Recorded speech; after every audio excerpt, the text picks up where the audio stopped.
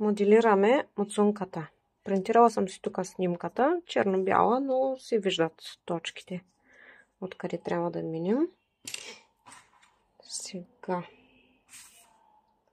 Т1 е между 23 и 24 ред.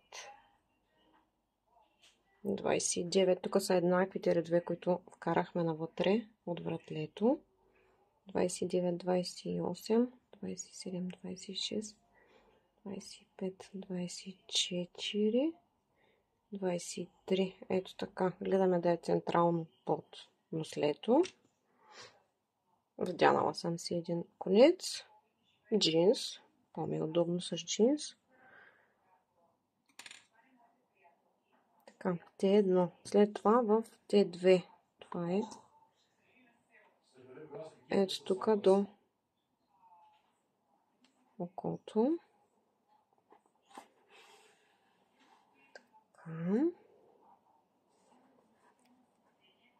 Ставям си малко да стърчи. Т3 е в горния край на окото. Т4 излизаме така огледално от другата страна. Т5 пак е огледално тук в долния край на окото. И Т6 реално е между 22 и 23 ред, който е един ред над Т1.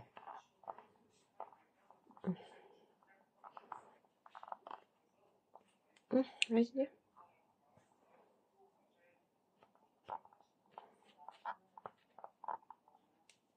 Ето.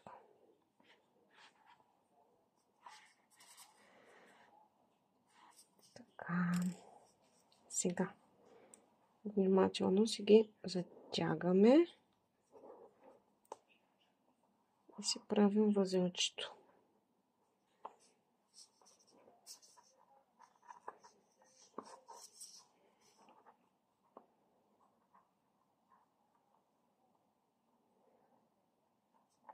Така. Двоен възел.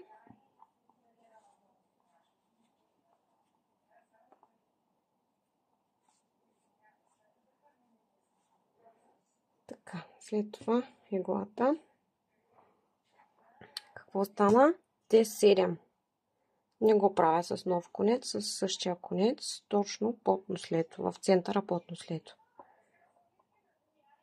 Вкарвам иглата и излизам пак в Т6.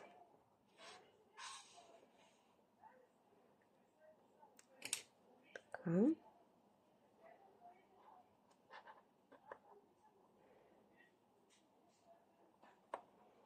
Отново затягаме.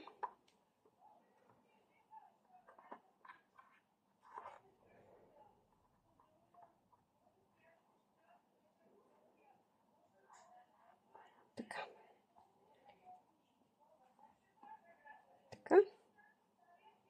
Ето муцунката. И сме готови след това тук отдолу да пришием устичката.